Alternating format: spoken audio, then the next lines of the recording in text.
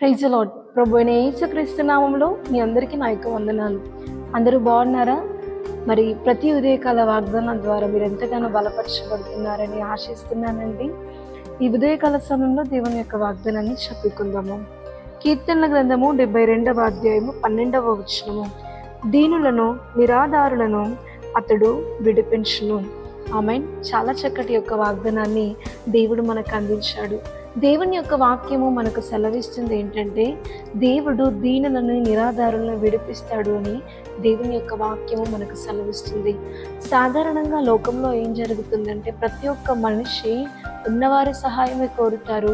బాగా గౌరవము, డబ్బు ఇవన్నీ ఉండి వాళ్ళతో స్నేహం చేయాలని, వారి యొద్ద నుండి సహాయం పొందుకోవాలని ఇలాంటి ఆశలు ప్రతి ఒక్కరికి ఉంటాయి.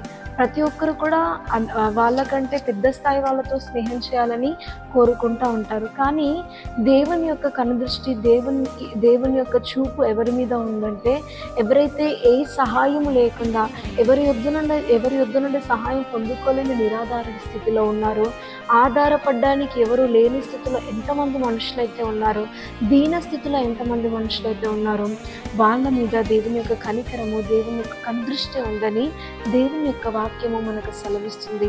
ఒక్కసారి ఆలోచించండి. ఈ లోకంలోనికి దేవుడు వచ్చినప్పుడు దేవుడు అన్నీ ఉన్నవారి వెంబడ వెళ్ళలేరు. అన్నీ ఉన్నవారిని అన్నీ ఉన్నవారిని దేవుడు వెతకలేదు. కానీ నశించిపోయే వారిని దేవుడు వెతకడానికి ఈ లోకానికి రావడం జరిగింది. దేవుడు అన్నీ ఉన్న దగ్గరికి వెళ్ళలేడు. కానీ కుంటి వాళ్ళ దగ్గరికి, కుష్ఠరోగుల దగ్గరికి, బీద స్థితిలో ఉన్న వారి దగ్గరికి, ఎవరు సహాయం చేయలేని వారి దగ్గరికి దేవుడు వెళ్ళడం జరిగిందండి. ఆ రీతిగా దేవుడు ఈరోజు కూడా నీ జీవితంలో నాకు ఇంకా ఆధారం, నేను ఎవరి మీద ఆధారపడడానికి, నేను ఒంటరి వాడిని, నేను ఆధారపడదామంటే ఎవరు నాకు లేరు, అందరూ నాకు నమ్మక ద్రోహం చేశారు నువ్వు అనుకుంటున్నావా?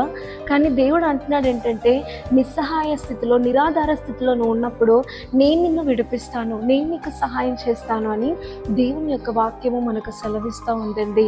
కనుక దేవుని మీద ఆధారపడండి. దేవుని మీద ఆధారపడితే దేవుడు ఖచ్చితంగా మీకు సహాయం చేస్తాడు.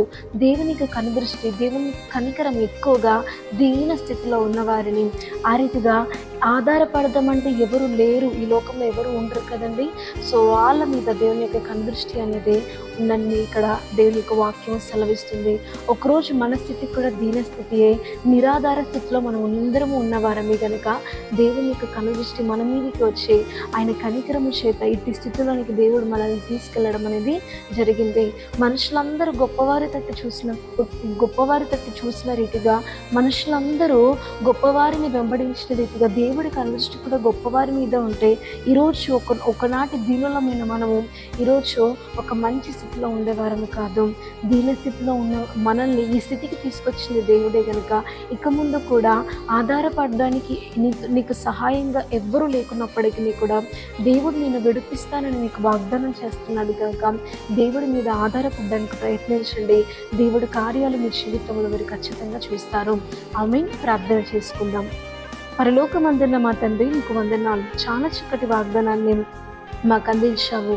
నీ యొక్క వాక్యము మాకు సెలవిస్తుంది, నిరాధారులను మీరు విడిపిస్తారని, మీరు వారికి సహాయం చేస్తారని వాగ్దానం చేసినందుకు నీకు వందనాలు.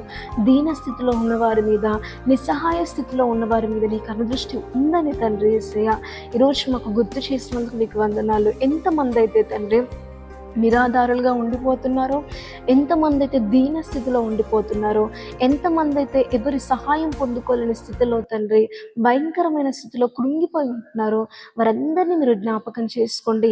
ఈ వాగ్దానం విని విశ్వసించిన ప్రతి జీవితంలో తండ్రి ఆధారపడడానికి నీవు ఉన్నావని తండ్రి యేసయ్య వారిలో ఒక బలమైన విశ్వాసం పుట్టించి నీ మీద ఆధారపడుటకు మనస్సును దయచేయమని మహిమ, ఘనత, ప్రభావం చూపించుకుంటూ ప్రభు యేసుక్రీస్తు నామంలో అడిగి బతిలాడి వేడుకొంచున్నాము తండ్రి. ఆమేన్.